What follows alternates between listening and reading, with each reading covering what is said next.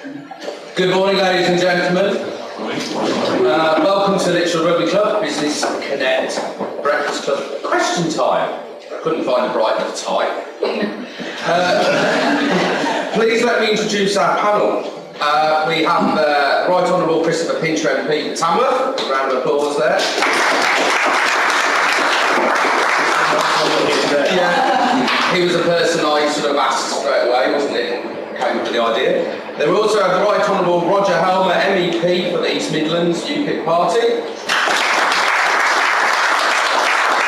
Now this one's a long title, so do bear with me. We've got Mile Wilcox, leader of Lichfield District Council and Cabinet Member for Finance, Revenues and Benefits. Then we have business side of the panel. We have Colin Flanagan, I'm sure with all associates and local businessmen. And of course we have David Evans of David Evans Business and Tax Advisors. Right, so we'll go through this. I'll try. Right, the panel will be answering questions from the floor. If you have a question to put to the panel, please put your hand up. We will try and get your question in. If you have any points to a question, please put your hand up and we'll scour the room. Now, please let's have one person talking at a time. And also, let's now hand over to our first question, which is David Bassett. Yesterday it was announced that the head of the HMRC received a salary increase of 10k in the past year. This was despite writing off huge amounts of money and a general lack of confidence amongst his employees and the general public. Do you not think that they should do a bit more to support local businesses? This is a question about the HMRC having a big pay rise. And I think, Christopher, you could answer this one, because it's your party giving a pay rise. It's our coalition which should give them a pay rise. There's no need to apologise. No, you really ought to apologise to your accountant for not knowing his name. It's a question of businessman who doesn't know who his accountant is. I think it's right that we reduce the amount of money that we spend on top salaries of public servants. And if you look across the board, I think top salaries for public servants are reduced by something like 30%. So that's a good thing. It's also right that we reward merit. People shouldn't be frightened about going into a particular industry or public service because they're not going to get rewarded. If we don't reward people, we're not going to get rewarded. That's the case in banking. Maybe one of the good guys, but it's right that we get good people into banking, whether they live in Britain or whether they live in Bermuda, who want to be here, give them the best talent to our businesses to grow them as quickly as possible, and as much time as possible. Check out hopefully HMRC and protect it. So that all said, I think that we need to reward talent and we need to crack down those people. I have a serious problem with the word HMRC as they appear to be failing. There's a lot of resentment from the public that are saying that the attitude towards the taxpayer is poor, they're aggressive towards the taxpayer, they're writing off huge amounts of debts, their staff are demotivated, and any other business that would reward somebody more money for failing to achieve targets I'm yet to see. And it's absolutely staggering that in the current climate where every HMRC employee isn't having a pay increase, it's frozen. To increase the head of the organisation, which I would have thought 9/10 of the people in this room would say is failing. How you can justify that is an absolute scandal. It doesn't really fill anyone with any enthusiasm for what the government is doing. It's one rule at the top of the pile, the rest of the workers aren't getting it. And until things change, we're going to go nowhere. It really is a problem. Yeah, I can't comment on the individual because I don't know him, but if I can pick up your point that the other workers in HMRC are not getting a rise. I think it is absolutely wrong that the guy who leads it should get a conspicuous rise while the rest of the workers in the business. I mean, I've run businesses when times were hard, we all took the same sort of steps for retrenchment. But can I come to the other half of your question? Because you said not doing enough for businesses.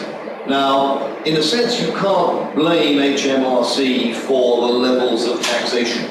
And I can talk about this for hours, and we've been told not to talk for too long. So I would just say very briefly, George Osborne is doing something about reducing corporation tax, but I think a great deal needs to be done to reduce taxes on business, to simplify taxes, and above all, to start clearing out some of the outrageous regulation that is holding business back. I've sat on the Unemployment Committee in the European Parliament for a long time, and I despair of the sort of regulation that I see going through. So on the second half of your question, yes, we ought to be doing a great deal more for businesses, including small businesses, and we could and we should, to an extent we're hampered by the regulations that are coming out of Brussels.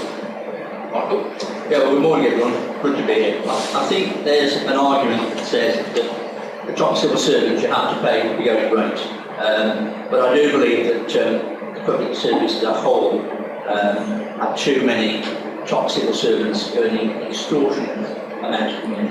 And I've seen that in local authorities, which I have some sort of background in. My other background, by the way, is my day job is I'm a bank manager, so there's another bank in the room as well.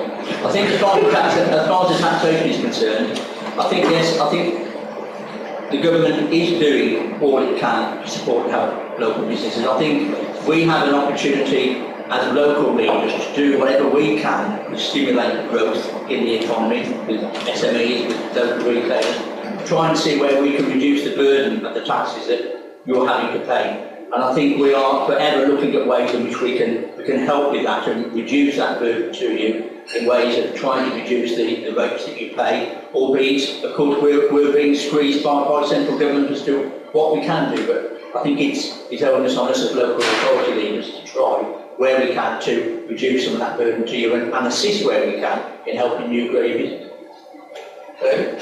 Hello. I take the view that the inland revenue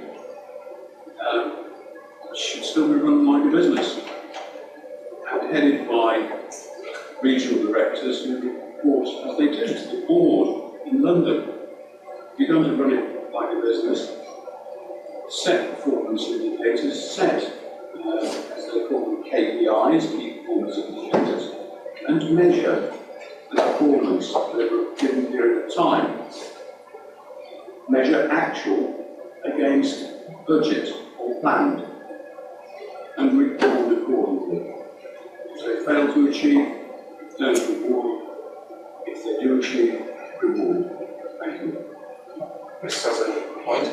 Well, I was going to agree, essentially, that if you give somebody a contract, then you've got to honour that contract. I don't know specifically what the HMRC boss's contract says, but it says you need certain people in certain cases, or certain service levels, then you get rewarded. Then clearly, if you meet those, it's got to be rewarded. So the issue really isn't about the individual, the issue is about what contracts we put in place to reward individuals, whoever they might be. And it's right that we put in place contracts which are stringent, which say you've got to meet targets, and if you meet those targets, you get rewarded. It's also right, this is where we went wrong, I think, in private sector banks. We said it doesn't matter if you don't meet the targets, you're still going to get rewarded. We need to make sure that there's a stick as well as a carrot. If you succeed, you are paid well. If you fail, then it's sacked. We need to make sure that the contract. Can you get rid of civil service? European civil service. I don't think I can get rid of a civil servant in this country. We have to pinch them off. They probably grow on their heads in other areas. It comes to politics as well, that's possible. Does anyone have a question that the panel has raised? Yes, I do, please. The example I'm going to give, I'm pleased to say it does not refer to my own company, but I'm also the director of property management in London. The question I have to ask is around employment law. Because at the present time, employment law seems very strongly to be in favour of employees and not the employer. I know there are some changes going through Parliament at the present time. If I give you one very brief example of what happened last year, where we had an employee who unfortunately had a stroke, as a result of which he was quite badly paralysed for a period of quite a long time off work. When he came back to work, it became very, very clear that he wasn't going to be able to do his job as an electrician. The end consequence was that we had to part with him, and he then took us obviously through the legal system, and we sent him to the tribunal. We had a very strong case because we looked after him extremely well. We were paying him full salary for 6 months. Every care and attention had been paid to him. But he was being exploited by a member of his family, and we went into the legal process. We actually never got to tribunal. We did settle, but for a very nominal amount, and that money almost certainly only paid for his solicitor's fees. But it cost us £11,000 in HR advisors and solicitors to get to that point. It's a small company, it's not a profit-making company, and it really hurt us. And I just wonder if you could give perspective on the changes that are taking place at the present time, and whether or not you believe that there should be much more of a balance between the interests of the employer and the interests of the employee. I think that's a question of the project, and a lot of this comes from. A lot of it comes from Brussels, although I have to say there are changes happening at the moment that will improve the situation. I'm not fully briefed on that, I think perhaps Chris might be, but there was a report that the government requested on these issues, which proposed a much more liberal regime. Basically a sort of no-fault payoff. So you wanted to get rid of somebody, you knew how much it was going to cost, and you knew there wouldn't be a tribunal process. Unfortunately, the Liberal Democrat wing of the coalition didn't like that very much, and Mr. Cable wasn't going to have it. I think what they've got now is a sort of halfway house. But to answer your question, I absolutely agree with you that the whole system is weighted too much in favour of the employee, just like the criminal justice system is weighted too much in favour of the offender and not sufficiently in favour of the victim. I personally take the view that if an employee is entitled, as they all are, to say, I resign, I've had enough of that, it's very difficult to see why the employer should not say the same thing. And I think that the proposal, I'm trying to remember the name of the business guy, what's the name, who wrote that report. But basically, the deal would have been, you sit the guy down and you say, awfully sorry, you're not working out in this job, you're going to have to go, and here's a sort of set level of compensation, you've worked for so long, we'll give you that much, and he takes the money away with him, and that's the end of the story. We cannot have this situation where businesses and small businesses are intimidated into paying compensation because the whole cost of the legal process is excessive. Chris, I think there's a question. A lot of us with small businesses, employing people in this country is becoming a commodity. What are you going to do as a government to help sort this out? Well, Roger, as ever, is very well informed. Insofar as a commission was put together to look at the way we can improve employment and employment practices. The proposals were liberal with a small a, not a big a, and they included effectively no fault dismissal, which wasn't palatable to the coalition government. What is going to happen, so we're moving down the road and making it easier for people to dismiss unsuitable employees. What is going to happen is that the time period in which people can go to tribunals is being extended. People 2 years old and one. You'll have to carry the cost of the tribunal as well if you've failed. That is hopefully going to reduce the amount of vexatious litigation which takes place. Equally, we need to get to a situation, I think, where it is much more easy to dismiss people who are not with their weight or are appropriate for businesses. Because as you said, I totally agree that the one thing that when I meet local business people, small business people, they say to me is we don't want to employ people because we fear getting rid of them is going to be so very vexatious. We want to grow our business, we've got scope to grow our business, but we can't take on that extra member of staff because we fear the cost of getting rid of them if that opportunity is going to be so very high. And if you're a small business, essentially you want to be a salesman all the time, don't you? But if you've got to be a managing director, a finance director, a logistics director, and an HR director for most of your day, you can't be the sales director you want to be to grow the business. So you've got to make sure that the sales is first essentially what you do. You've got to plan down the amount of time it takes to do it. So the government, I think, is committed to reducing the fines and employment law. It can certainly go further. I personally would like to see us look again at the way in which maternity leave is done, so it can be more flexible for the employer. Colin?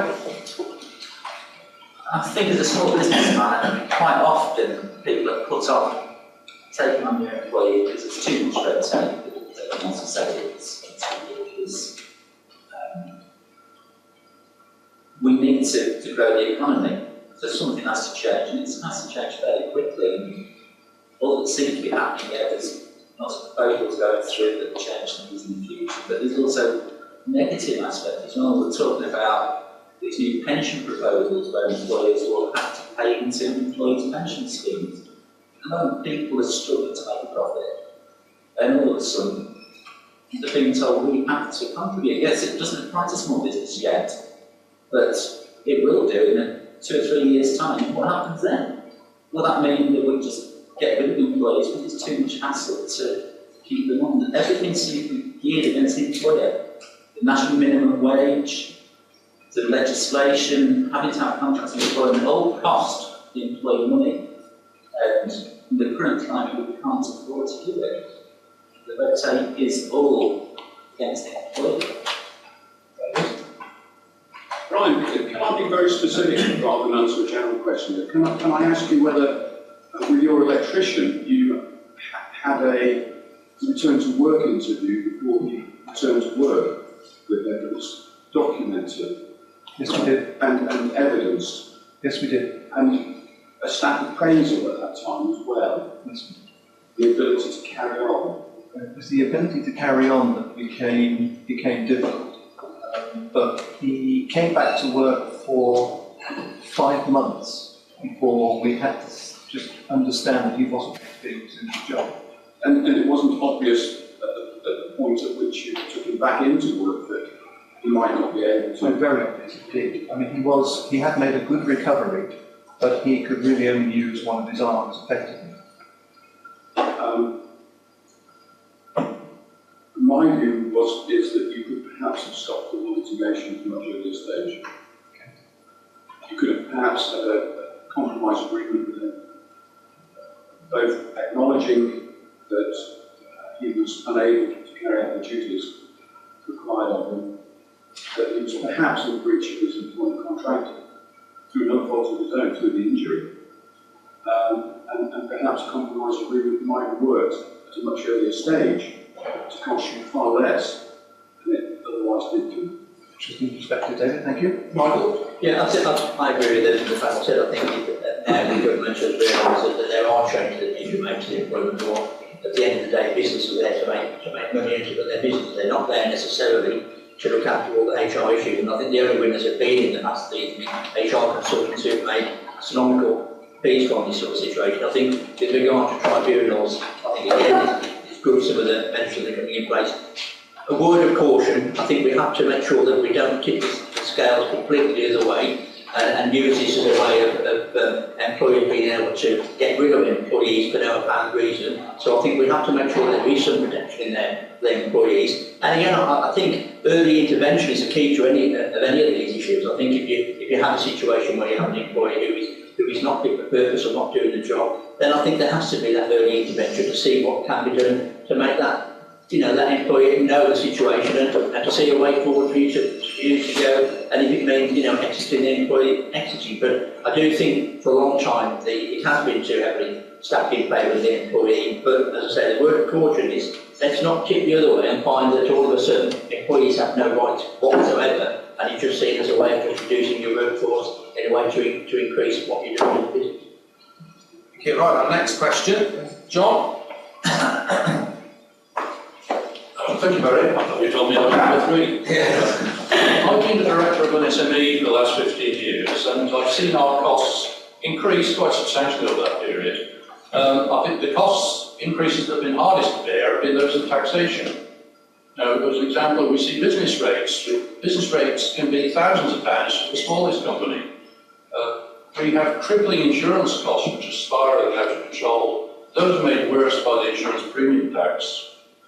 And we make deliveries to customers and find we're paying a fortune for the road fund licence, fuel duty, all adding to our costs. But looking at some of the small print that was released in the last budget, I see that we're now increasing our payments to Brussels, and they're going to be 33 billion over the current 3-year period. Now, these are the net payments that we never see again. So we're paying £11,000 million each year to Brussels, which is not being used for UK benefit, it's being spread around Europe. But when will our politicians use tax revenues to manage the UK benefit? Our politicians will protect British interests in sensible taxation. And there's a question. Roger! You have made my case for me, so thank you very much indeed. But if I may say so, there is more to it. You've quoted the net figure, but of course, when you pay your taxes, you don't say to yourself, well, my net taxes are zero because the government does this for me and the government does that for me and pays for health and pays for education. No, you look at the gross figure, that's what you pay. And in Europe, we get back something like half of our gross contributions. But we get back, as I like to say, a little of what was our own to start with. They tell us what to do with it, then they expect us to be grateful. You know, the effectiveness of that spending of the half we get back is nothing like what it would have been if we had spent it ourselves on our own priorities. So I would say, don't look at the net figure, look at the gross figure. It is £20 billion a year, £20 billion. But even that is not the end of it, because the regulatory costs that go with European Union membership take the total cost of our European Union membership to well over £100 billion a year. Obviously, different people have different estimates, but there seems to be a consensus that over £100 billion is about what it's costing us. That is a phenomenal amount of money. It's something like 6% of GDP. I'm not saying that we could get rid of all European regulation. Of course, in a modern economy, you have to have regulation. But nonetheless, we've just been talking about employment law. We've been talking about the working time directive that impacts on health and haulage and hospitality. We've got the agency workers directive that has completely screwed up flexible working in this country.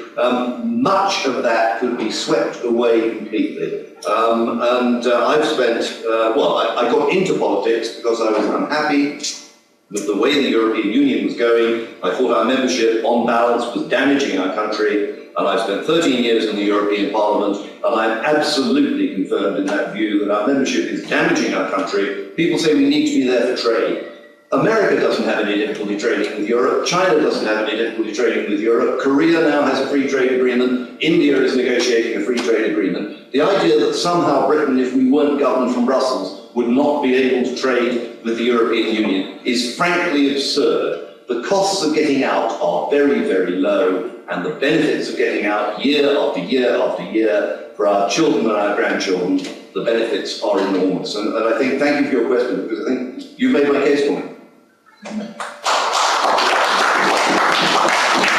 Chris, high rates, high fuel tax, business rates, Europe, where do you want to start? Well, I'll start with regulation, if I may, and to pick up on what regulation is tax through the back door, isn't it? If you are regulated to do X, Y, and Z, and you spend half your day doing X, Y, and Z, you are not building your business, growing your business, selling. So you should look upon regulation as a form of tax, and you should be trying to cut it. That's certainly what the government wants to do. That's what Michael Fallon has been tasked to do, as the new regulation cutter in chief in the Department of Business, Innovation and Skills. As far as Europe is concerned, I think we can do a number of things. We can certainly repatriate powers, we can demand that regulation be cut, and we can stop gold-plating the regulations that we get sent down to us from Brussels. I'm sure you'll agree, Roger, one of the tendencies, and one of the civil service has, is to make European regulations even better and even tighter, so that's tougher for us than they are for the competitors that we face on the continent. Well, I'm going to ask, what, you as a politician, why do you allow this to go on? Surely you should be standing up, screaming for us businesses, screaming for the UK. It doesn't. It's politicians that seem to sort of go under the table when it comes to UK. Well, I do agree with that. But look at what William Hay announced about 2 months ago, which is a review of all the competencies that the European Union has in the United Kingdom. What it does, how it involves itself in British domestic affairs. There's going to be a rolling report on that involvement, interference, if you like, culminating in a full report in about 2 years' time. And that is going to set the framework for the debate that we are going to necessarily have about our future relationship with the European Union. You can see just how much Europe involves itself in Britain's affairs. I think we are going to have that debate. We are going to have that question. But I don't really referendum. I think the day will come when we'll be asked what our relationship is going to be with the European Union, and that will necessarily be asking the British people. Now, what we put is a question, and how we put it is a question, because I would say to you, Roger, it isn't so very likely that people are going to vote to get out of the European Union unless they know what the reality of the world is going to be on the outside, unless they can see the path to exit very clearly. 2/3 of the world's referenda are lost. People say, the Australians have got the great saying, they say, if you don't know, don't know. And what I think you'll find is although the polls at the moment say, big majority or a reasonable majority, let's get out of Europe and change our relationship. What the polls don't show you is the big group of people who say that they're there. And those people, 8 times out of 10, break in favour of the let's stick with what we've got now. And the danger for us is holding a premature referendum on a very, very dire question. And people, I think, will be stampeded by the establishment into saying, let's stick with what we've got. But of course, that won't be what will happen. If we have a quick referendum on the question, are we in or out of Europe? And people say, let's stick with what we've got. What that really means is further integration. Because once we say, no, we'll stick, then the rest of Europe will say, right, you're in it, you've got to stay, you've said so. The only choice is to integrate further and further. So the choice isn't between getting out and sticking with the job. The choice is largely going further in if we hold a quick and dirty referendum. That's one of my great concerns about that. Good, if I can just come back quickly. I understand your point, I understand your concern, and to an extent I share it. But going back right at the beginning, you said, well, there were 3 things we could do. The first thing was to repatriate powers. Well, of course, I was a member of the Conservative Party for at least 40 years. I've really rather lost count. And throughout at least the last 15 of those years, we've been saying, well, we're going to look at it, we're going to do this, we're going to do that. Owen Paterson, God bless him, did a brilliant study on the common fisheries policy under Michael Howard and how we were going to get out of it. We've just had too many false dawns, and I think the idea that we can bring back powers, there are those in my party who say you simply can't repatriate powers because it would need all the other 26 member states of the European Union to agree.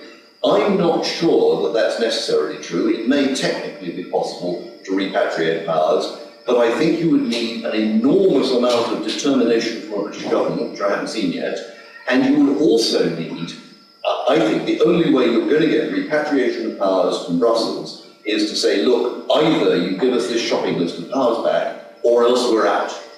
Now, unfortunately, David Cameron has thrown away the or else we're out line, because he has said quite specifically, quite clearly, you are not going to have an in-out referendum. I believe we are better off in, he has said. So, quite regardless of whether that's right or wrong, and I think it's wrong, the fact is he has given away the negotiating mechanism. I think that what we have to do, and what my party has to do, is to set out, and we're working in this area, to set out exactly what Chris is asking for, which is a clear route. I am sick to death of people saying to me, okay, you want to be out of the European Union, do you want to be the 51st state of the United States of America? The answer is no, I don't want to be the 51st state of the United States of America. All I ask for is for Britain to be an independent, democratic, self-governing country, as it was when I was born, and hopefully will be before I die. That is reasonable. Now, there are some people who will tell you Britain is too small to be a player in the world. Well, go and tell Switzerland, go and tell Singapore. There are lots of very small independent countries. Others will tell you Britain's too big, which is rather curious, but I've heard that point made. Others will tell you we will be isolated. Well, excuse me, we're on the UN Security Council, we would be in the WTO if we weren't in the EU, we're in the OECD, we're in NATO, we're the leading country in the Commonwealth. We have the most extraordinary network of international relationships. And the idea that Britain is going to be one of the top 10 economies in the world, Britain is going to be isolated unless we agree to be ruled by foreign institutions in Brussels, seems to me, when you think about it, to be absolutely bizarre. So I am convinced in my own mind, and you'll appreciate I've spent an awful lot of time thinking about this, that the objective must be to get out. At the moment, they've been involved in saying the majority of the British people want to do that. I fully agree with Chris's point that there is reassurance needed.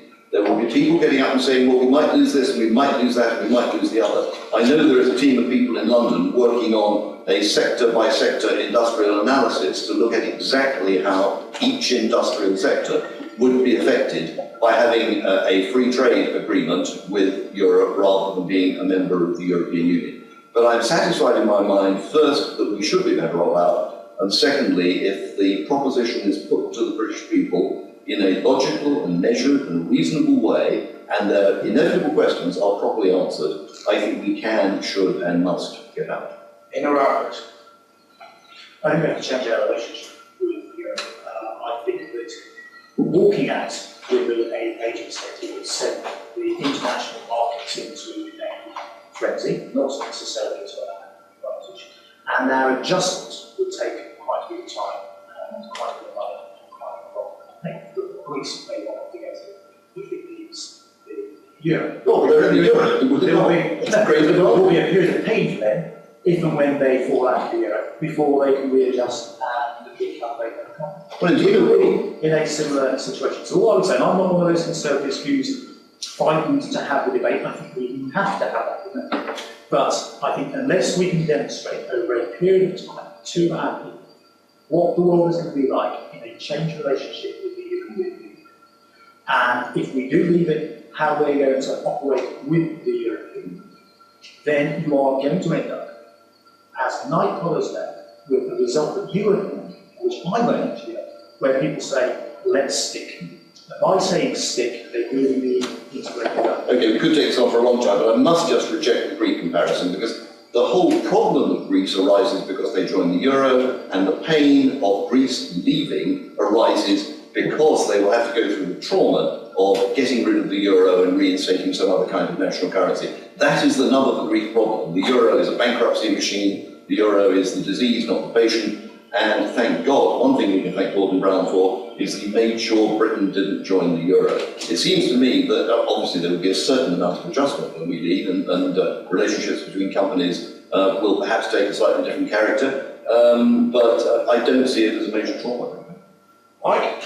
Yeah, I want to go back if I can to the business rate. The chap asked about the business rate. Well, first of all, just to say that business rates are set by government, they're not set by local authorities. But what the Department of Communities and Local Government have now introduced is a new business rate retention scheme, which says to local authorities, if you and any business growth that you may create in your district, you now have the opportunity to retain that growth, part of that growth, to regenerate into the business, into your location.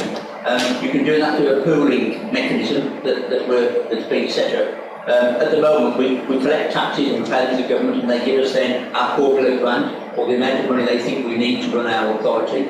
For many authorities, we collect more than we need, so the government take, and then they also slice as well an additional 10% for the government to use in their reduction programs.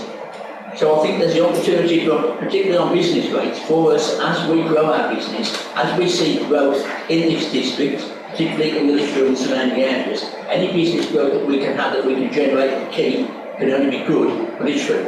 And what we have to ensure is that we use that money, utilise that money to help existing business, as well as SMEs, to be able to grow their business. So on the business rate, I think there's certainly a great opportunity for us locally to be able to retain some of that and use it in the way it's needed to be run within the. That sounds like it's an incentive to increase business rates even more, so you can retain. What we're trying to do, and in business as well, we can encourage businesses to come into our district, particularly the county, that are going to create business rates for us as a local authority. That growth we can use, instead of having to send that money down to central government, we can use that money to help existing businesses. Take some of the burden away from the business rates that you're paying, to help new businesses, to encourage businesses to come in and give them an incentive whereby we can reduce the amount of business they perhaps pay for the first few years. I think it's the existing businesses that need the help, Michael. Sure, yeah. There's always talk about new businesses, but I think it's existing businesses that need business Absolutely. help. I talk Absolutely. generally. Absolutely, yeah. Can I just ask a question? You just said that business rates are set by the government. I recently just about a pub in Lichfield.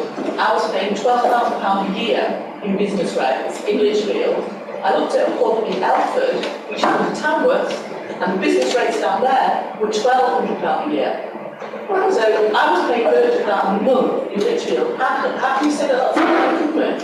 Again, they're not set by us as a local authority. We're set by the government, set the business rates. We're able to discount business rates, which we do, but the actual setting of them is not set by us as local authorities. So how different do you Lichfield? Well, I can't comment on it. Chris, this is common practice. That everyone, we always get the excuse that the business rates are set by local government, central government. But yet, different areas, business rates are really different. Well, business rates are set by central government. Local government can offer forms of discounting, but I'm surprised that that is happening in Lichfield and Helmer, because it's actually the same district. Elford, although it's Tamworth, is in Lichfield District Council's area. So I don't know why that's happening with a specific instance that you raised. Are you paying another tax on top of what you're inflating? I have no idea. We were paying, Barry's my partner, my husband, and we were in the book together, and you're very fine, accountants there. We were paying £12,000 a year in the District Council. We looked at the business in Elford. It was a couple of years ago, we had to grant it, but the business rates down there were £1,200. When we got the accounts from their accountants, we queried it because we said, your accounts are wrong because you've got £1,200 in a year. And we were paying that on the month. Yeah, just a quick thought, and to quote from two distinguished Conservatives, Douglas Carswell and Daniel Hannan, they have made what I think is a very interesting suggestion, which is that we should, first of all, do away with VAT, although of course we can't do that while we're in the European Union, but we should replace VAT with a local sales tax, and that the funding of local government should come from a local sales tax. It would take too long to go through the detailed arguments that they put forward, and I'm not saying it's necessarily a solution, but I think it's the kind of creative, out-of-the-box thinking that at least justifies some attention. I really don't have anything to add. I'm sorry to be disappointing. I think Roger's put it very succinctly, both from the European point of view and from the UK's point of view. The only the question I would ask is this: if the whole of the EU collapsed tomorrow, what would happen? Why would you need to plan now? Because I believe that you will make the best of a bad job and endeavour to turn it into a positive situation, positive outcome. That's a very simplistic view of it. I really don't have nothing else to say about what you said. Very well. Business rates. Business rates is a major problem for small businesses. It's a thing that when you look at Lichfield, the centre of my world, when you look at these rooms, and I look around Lichfield city centre and half the shops are empty. Part of that's down to the cost of rent being too high. Part of it is down to the cost of the business rates. There seems to be no attempt to support small business. The local business rates is astronomical for small business. The large companies, they can probably afford to pay large amounts. Small businesses just can't do it. And there appears to be no support whatsoever from government to try and help small businesses. They keep saying the economy will recover based on the small businesses growing. Small businesses won't grow while we're being covered for all sorts of higher rates of VAT, more legislation. Our Finance Act runs to over 1,000 pages long. We've got the most complicated tax system in the world, and it's getting more and more complicated each time. But there's no support for small business at all. We keep getting told that corporation tax rates are going down, but overall the tax burden based on small business is increasing. The VAT effect, that 2.5% increase for small business, the little retail shop on the high street could not put their prices up by 2.5% because in the competitive market they can't afford to. The large retailers are discounting. They could not put their prices up 2.5%, so they're carrying that account personally. So 2.5% of their profits disappeared, and it's called the 18. But they haven't. They've lost profit percentage there, and they're struggling. People are struggling in the streets, and people that are just ignoring the problem. And politicians are saying, we're all in it together.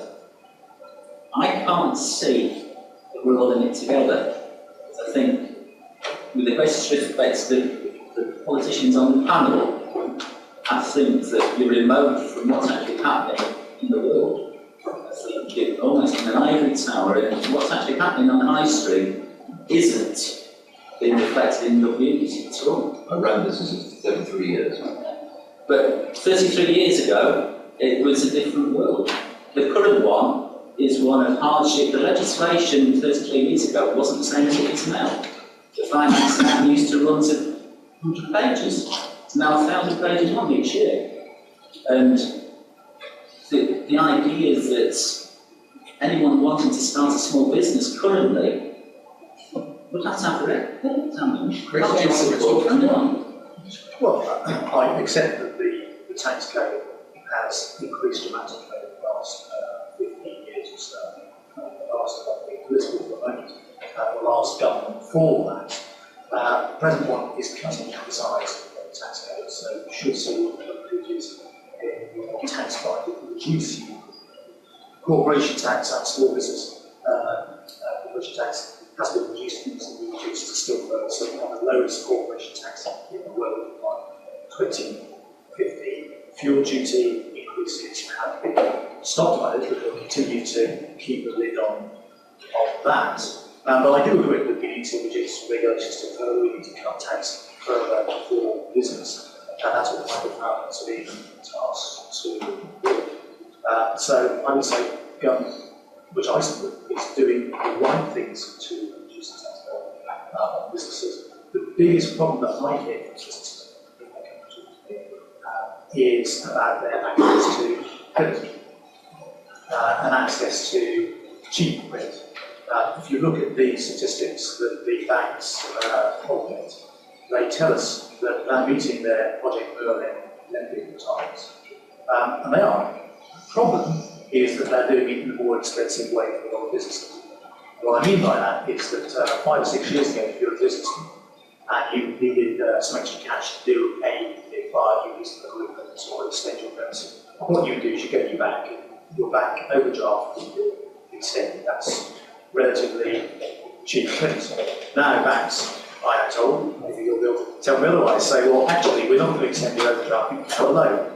And a loan, of course, has to be collateralised, it's got a specific project, it's got a specific term, and it's paid a percentage over base, which is more expensive to get credit.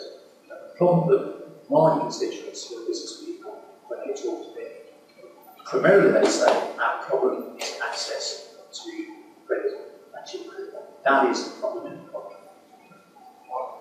Yeah, just going on to what we're trying to do in the high street. The government had introduced this high street innovation fund, which is £1,000.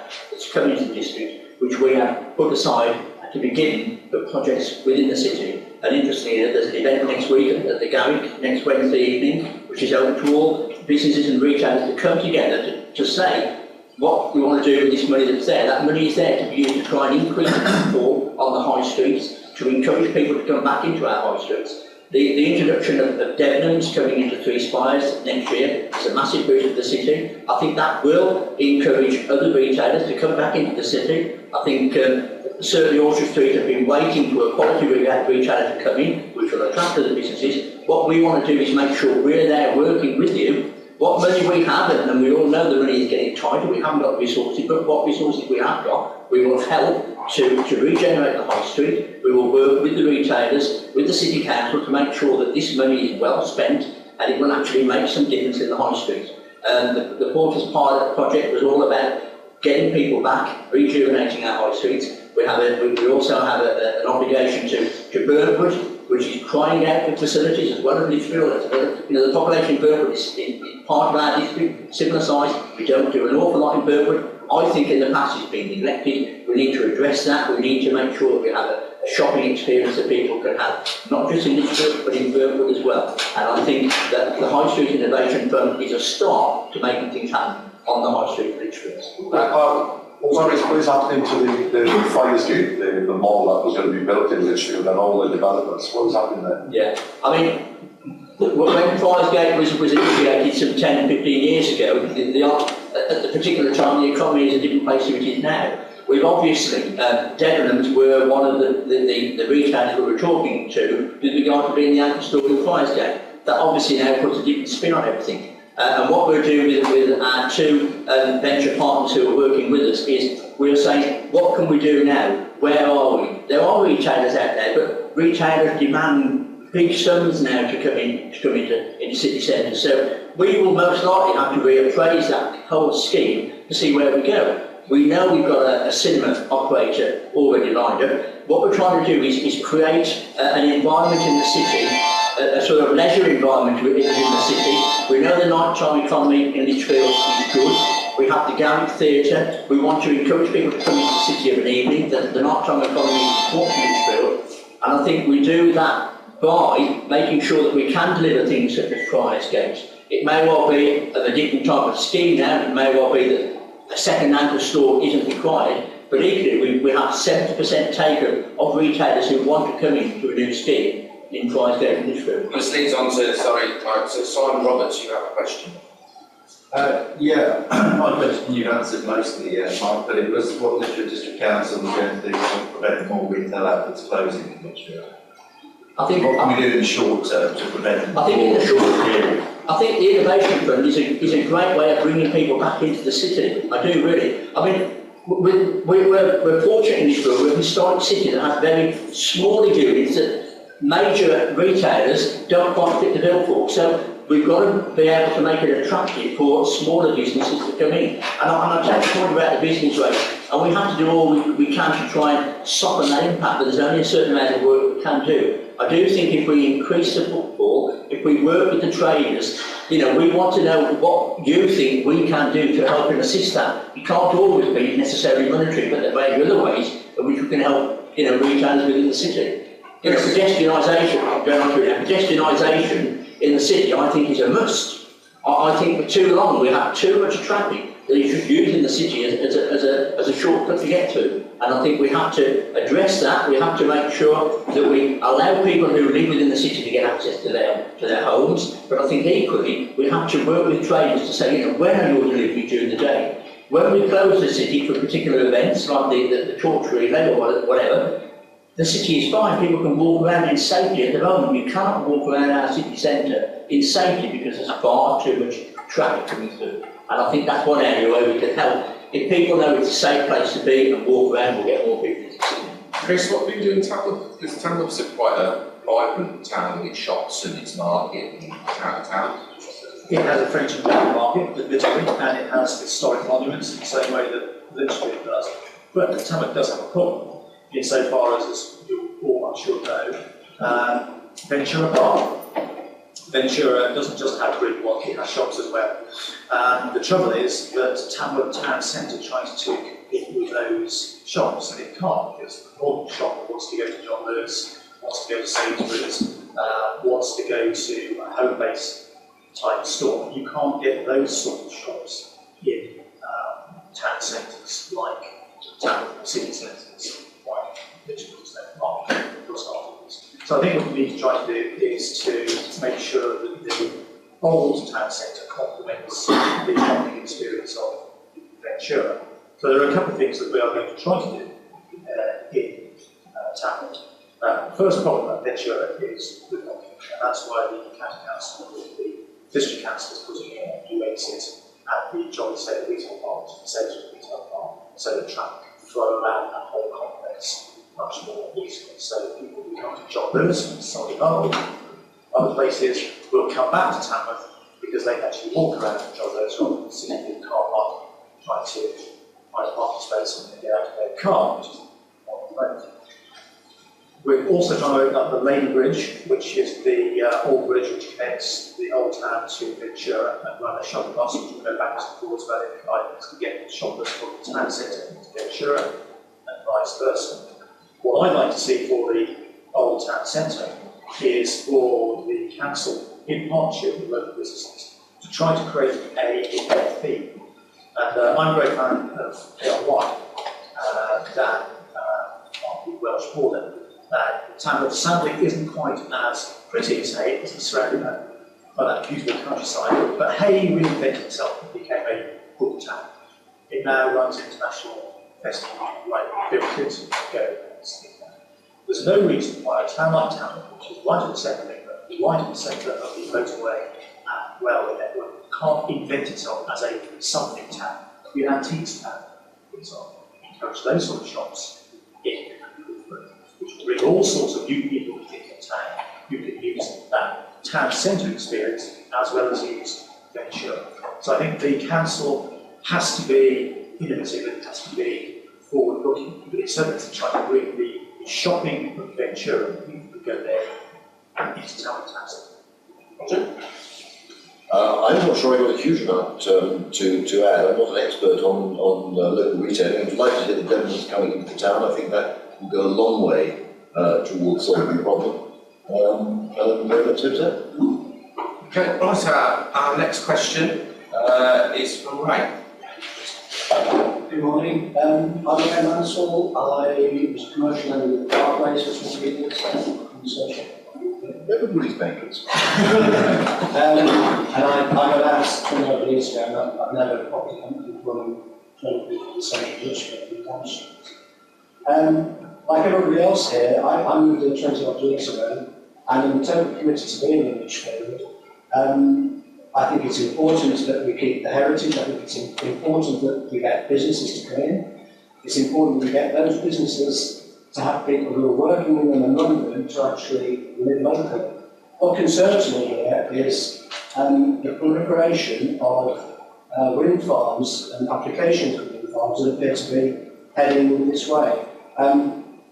One can blame the government in terms of, in some ways, for the sizable grants that are currently available, that are shortly to either diminish or disappear middle of next year. I think it is quite abominable that the only benefit to these are local farmers and wind turbine producers themselves. There is very little, if any, benefit to the local community, to the local businesses. There are wind turbines currently being proposed in Wall and also in Shenstone. The one in Wall is visible for about 18 miles of the A38. You have the historic town of Lichfield sign on the 5127, and right behind it there will be 2 wind turbines which actually will show you exactly what the historic town of Lichfield should not be. My question really to the panelists, do you support wind turbines or are you against them? There is good evidence to show that they produce less than 30% effective energy into the national grid, and they produce in total less than half of 1% of the nation's requirement. So that's my question. Well, I think I think the person to answer this first is the person who can actually do something about it. It's leaving the council, then we'll get on to the 2 people beside me. Mike. Yeah. Wind farms, Lichfield. Wind farms, yeah. Emotive subject, very emotive subject. We have to have a policy. Government tells us we have to have a policy on wind farms. So therefore, we have to bring into our local plan a number of wind farms that we would theoretically allow to be in our district. And I think that number is around about 12.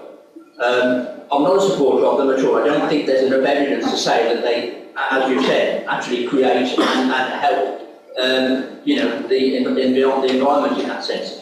I do think that once the subsidy or the grant finishes, we may well see a reduction in applications coming forward because there may not well be the incentive for farmers to do. But we will have to judge each application on its merit when it comes in, and we want to be absolutely sure that where these are being placed are in the right location. And we'll have to make sure that the evidence that is presented to us stacks up. And we have to listen to the concerns of our residents as well. But, you know, make no bounds about it. If we are to refuse an application, we have to refuse that application on good planning grounds. Otherwise, all they do is go to appeal, we lose the appeal, we have to pay the costs, which is taxpayers' money, and they go ahead and do it. So I think there'll be a reduction going forward in the number of applications that we see come through.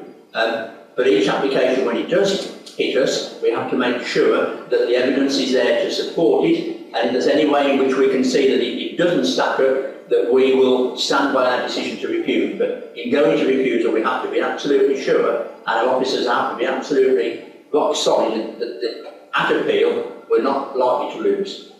Chris, decisions. It is. I would support wind turbines if they were economic. I would support them if they were green. The trouble is that offshore wind turbines certainly are not economic without a great deal of subsidy, and they're not particularly green, which is counterintuitive, but it's true.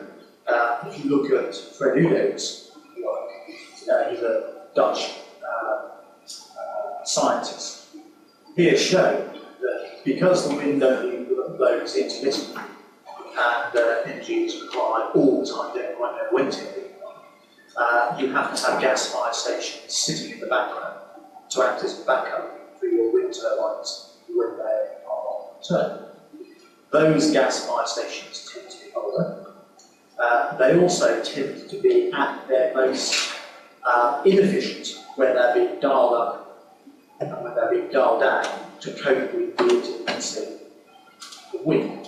It's a bit like being on a motorway, you drive along at a solid pace and you're being efficient with your engine. If you're accelerating, if you're decelerating, if you're wearing your engine, it's more fuel. That's what happens with gas-fired stations. Which means if you add the CO2 that they churned to the CO2 that you are required to put into the wind turbine to build it, in fact, turbines are bad.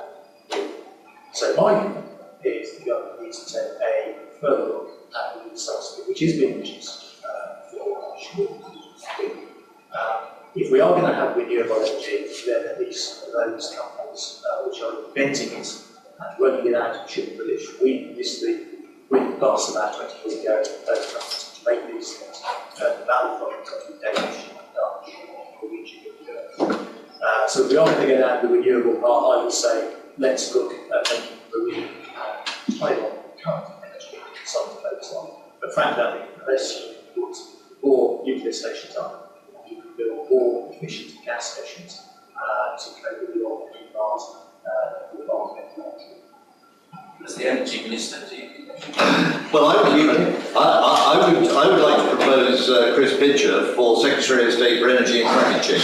I have never heard so much good common sense from a Conservative. I'm sorry.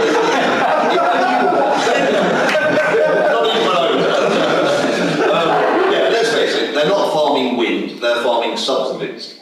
We've heard that the government says we must have a target for wind farms. Actually, it's Brussels that says it. We're talking here Brussels rules, and Brussels is obsessed with the whole climate change story. So it is, in fact, Brussels, not the government. We've heard that you must assess applications on their merits. Let's be honest, there are no merits. What we are doing with wind farms is we are driving up the price of electricity. We have the third highest prices in the developed world for electricity. We are undermining the competitiveness of British industry. We are forcing homes, families and pensioners into fuel poverty. And we are doing it in the name of reducing emissions. And I thought I was going to have to explain that, Chris, because you were exactly right.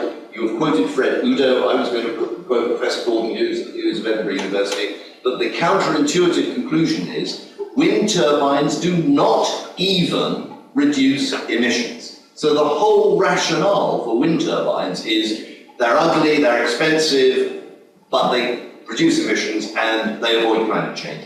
They don't. I won't get into the debate about whether CO2 causes climate change, that's a different issue. Even if you believe that CO2 causes climate change, wind turbines do not help. They are money thrown away on gesture politics. And I'm delighted to have the opportunity of answering this question because you will find on your table a copy of a little booklet called Keeping the Lights On. When I joined UKIP earlier this year, Nigel Farage asked me to become the party's spokesman on energy and industry because I spent the last 5 years exercising my mind on the whole issue of climate change and energy. I was delighted to take on that job.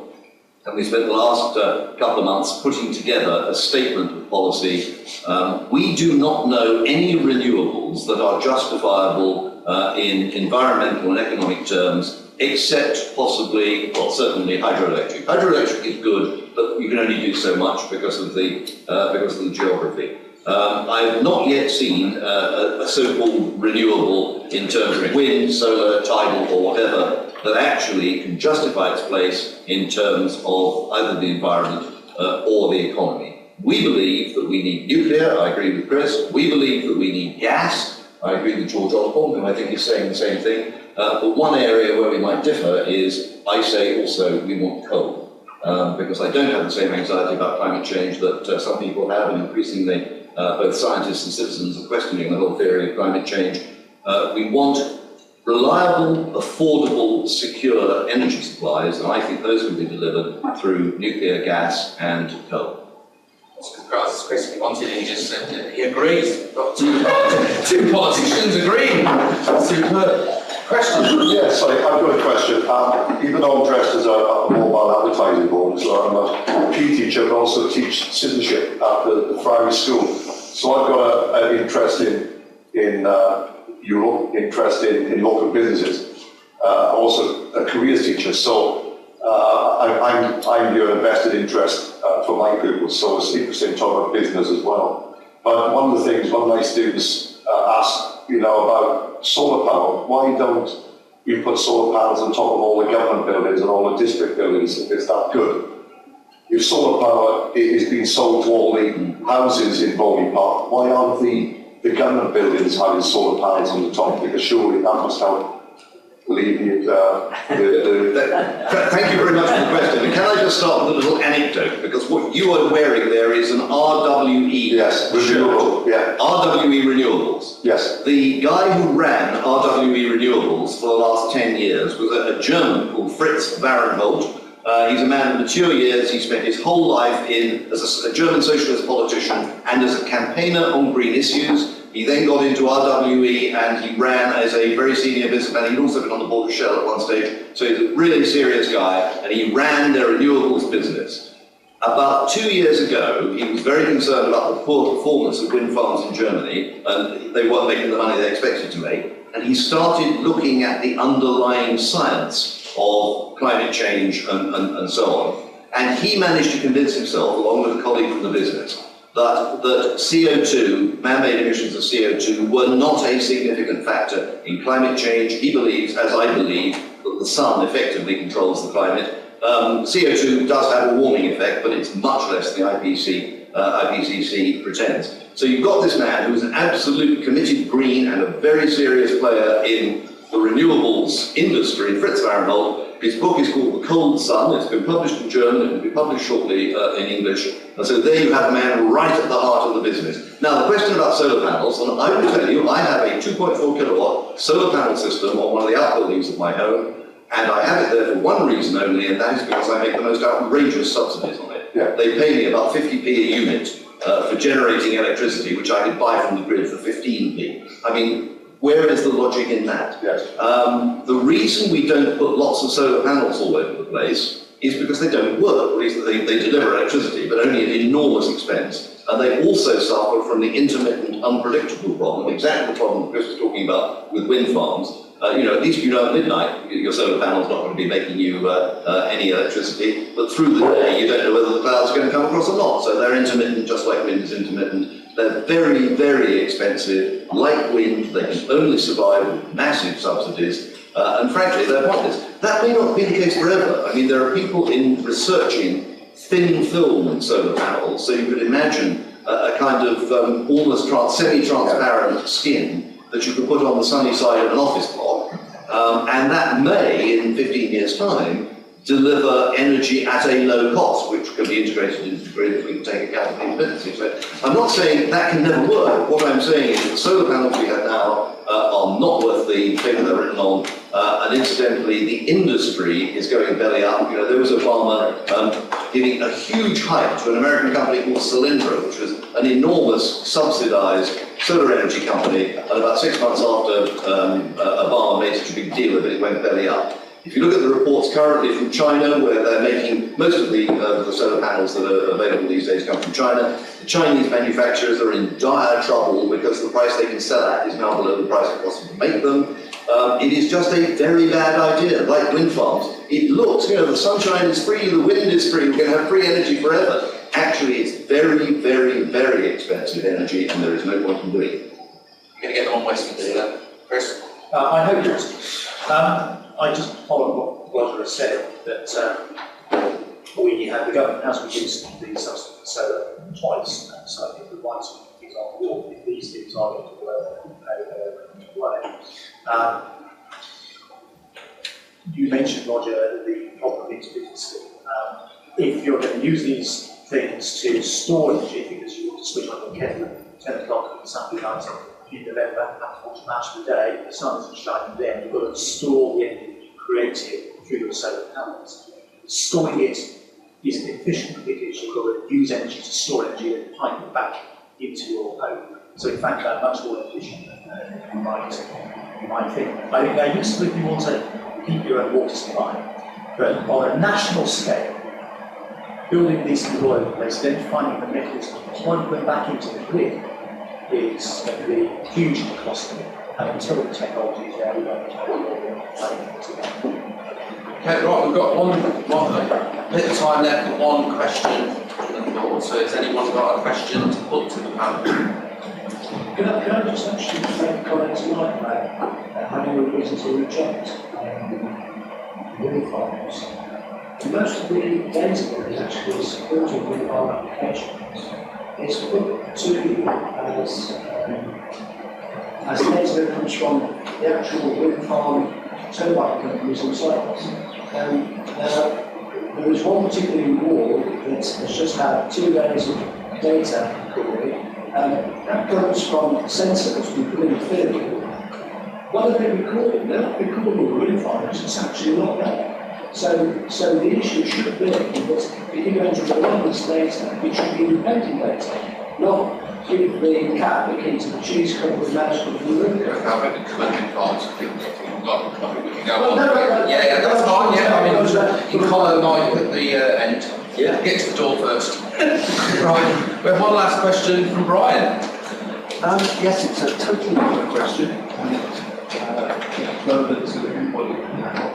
The last 18 months probably done more to store the crime in Great Britain than anything I can think of in my life. Starting with a wedding, and the Jubilee, and the amazing success of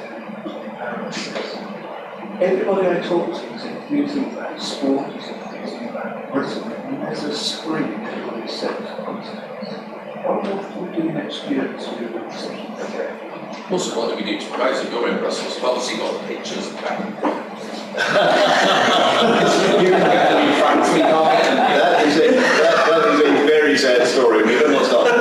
We can talk about it for a long time. Can I start by making a confession? I was an absolute old curmudgeon, and I thought the Olympics were going to be a disaster, and I'm delighted to say I was wrong, and they were fantastic, and it was super, and you're right, it's been a wonderful year. I hope very much that many of the facilities will continue to be used. I hope that the regeneration of East London will have a lasting effect. I don't think you can just say because we had a super time and we all feel good about it that we've got to find ways of making ourselves feel good in 5 years. I think the way to make us feel good in 5 years is to do some of the things we've been talking about on this panel, which is to sort out our over-regulation and sort out our tax system and get a simpler tax system and a lower tax system to promote growth, promote employment. People feel good when they're in work. and when they've got a regular salary coming in, and they feel dreadful when they're on welfare, or when they figure they're going to be on welfare pretty quickly because their job's not going anywhere. The way you make people feel good and take a pride in their lives and what they're doing is to get them into work. And here I agree with IDS, actually. You know, the important thing, the route out of poverty, the route to self-sufficiency and self-confidence is to be able to get a job. So what politicians have a duty to do is to create an environment in which business can create jobs. I'll take that one stage further. Sorry, Chris. I'll take that one stage further. In my view, I think that if you are minded to increase economic work within a country, you've got to go back to basically making something and selling it, and not particularly creating false money, for example, in the derivatives market, which the vast majority of us don't understand. I think you've got to go back to basic manufacturing production, be able to sell that at a profit and create jobs in doing so. And I think the government could do an awful lot more to help people who are considering doing that, and indeed people who are already in business. And I'll give you an example. Chris, you said earlier that the government has pledged to reduce taxes, and that corporation taxes is one of the lowest in the world. Whilst that might be true, I think you also need to bear in mind the increase in employers' national insurance that has incurred over the past year or so. I think we need to take into consideration the fact that the allowances that are available for people in businesses, buying plant and equipment and investing in technology, last year was £100,000, which meant that you spent £100,000 in your business on those expenditures. That became an immediate reduction in your chargeable profits for corporation tax. That £100,000 has been reduced to £25,000 this year, and it's not just for each company, but if you are a member, for example, if you're one company out of a group of four, that £25,000 is split between the four. There really is no incentive from the government to invest in the future via plant, equipment and technologies. And perhaps you might like to take that back to this table and say that the people of Lichfield have that view generally. Perhaps you want to revisit that as a start point. It's table the anti-business sector. You want to answer that, Chris, about, I mean, there's a broad one there about we don't make anything anymore in this country, do we? And we have had a good deal back to the Olympics and everything. How will you now, as a party, motivate the country instead of this big idea, one, Cameron's spin? How is you going to, with the Liberals, motivate business people in this community? Well, I think to answer the question that you posed, that we don't make things or mistakes we make, well, we do. I mean, in a few years' time, we'll be making more cars in this country than we ever did. The problem is, of course, they're not badged as British cars, they're badged as Nissan or Honda or Toyota. And so we don't have the... And well, we have Jaguars, of course, although they're not owned by British cars. It is an icon of British value. And if you go to China, for example, and go to Beijing, you will see Audis, BMWs, Mercedes. The young people in China who have these what we call high-car dreams, nice house, nice car, nice model, are buying what they see as icons about their journey. And they might buy some of the dominant Japanese cars. They might be made in Britain because the average China will not know that. So we need to start making British icons of value again. How do we do that? Well, we need, over a very long period of time, something like that, to encourage apprenticeships, and that's what the government is doing. We need more technology colleges. When Ralph introduced the Education Act in 1944, we created grammar schools, we created secondary ones, and we created technical schools. They went to the war in the 1960s, and we lost a lot of technical skill. We're losing it now because, of course, the people who went to those schools in the 40s and 50s are now retired. We need more technical colleges and right universities to push engineering front and central in our economy, so we don't just, as one said, rely on things like financial services. How do we boost Britain next year? Actually, sorry, how do we boost Britain next year? I can't think what we've got an anniversary of next year, frankly. Although in 1930, Tamworth celebrated the 1000th year anniversary of the town. I think some historians would disagree that Tamworth was founded in 1930. But at least next year we've got the 1100th anniversary that we can look forward to. Perhaps we should be celebrating that. Tamworth's anniversary and Kickstarters.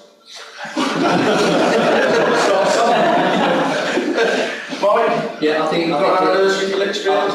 the Olympics were fantastic, for the country. I think the Olympic tours that came to Lichfield to Tamworth was a fantastic exercise. I think we were singled out as being an authority that organised it, to Staffordshire organised it well. I think the people that came into the town and the city were fantastic. Interestingly enough, we have seen since the Olympics have finished an increase in the people using our leisure centres. Certain sports have all of a sudden had a resurgence in interest, which is great. We need to encourage that. We need to make sure that there are things that youngsters can take part in leisure purposes, in leisure pursuits. Interestingly, through the work of the LEP with the Local Enterprise Partnership, JLR will say to us as a business, we're not skilling our workforce up in the right skills. And we need to work with colleges and universities to make sure that the courses that we're offering are the courses that people can use when they come into workplace. I hope I don't offend anybody here, but I think for too long we trained too many hairdressers, for example. When we had the proliferation of hairdressers, when really what the manufacturing industries and JLRs of this world are saying, we need people skilled, we need apprenticeships, we need people skilled in those areas that can work in our factories. And JLR are a fantastic situation where they've set up, and we need to make sure that the supply chain, which comes all the way through both Tamworth and Lichfield, is geared up and ready to supply those sort of businesses, and that we upskill our workforce, our people coming out of schools and going into colleges with the skills that they need to go forward, and a resurgence of those skills that are required. But as to an event for next year, I mean, I'm sure we must be able to think of some event we can have. I mean, Lichfield is steeped in history. I know some historian somewhere that will say it's an anniversary. We could have the Titanic. I think if we're going on Olympic things, I think it would be a great beach volleyball venue.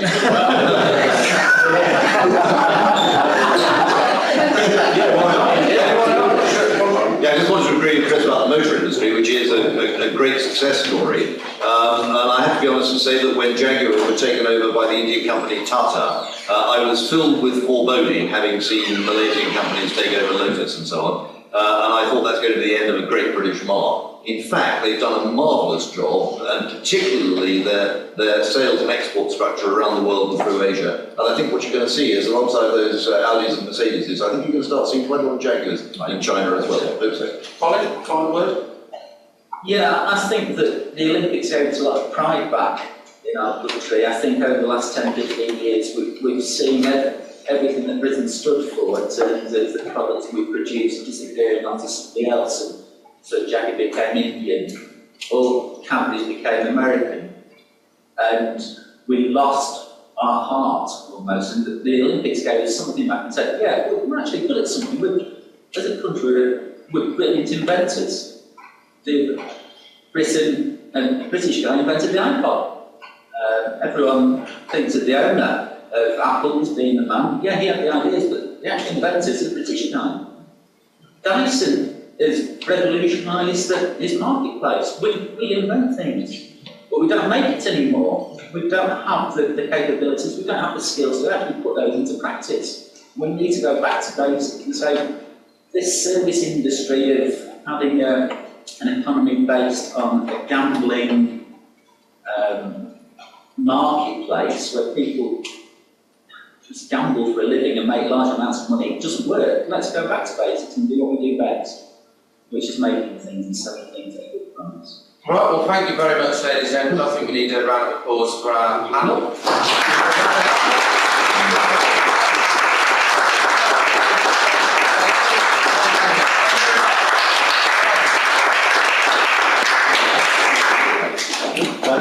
If anyone would like